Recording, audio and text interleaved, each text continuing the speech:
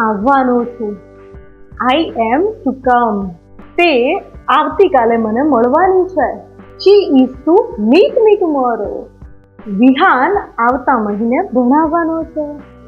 તો Vihaan is to teach next month. તેઓ આવતીકાલે રસોઈ બનાવવાના છે. They are to cook tomorrow. તો આ તમામ વાક્યોમાં આપણે ટુ બી ટુ નો ઉપયોગ કર્યો છે.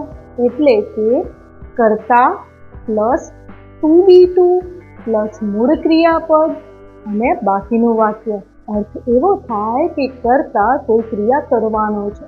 વાત ભવિષ્યની છે પણ વાક્યના અંતે છે, છીએ, છો એવા શબ્દો આવે છે.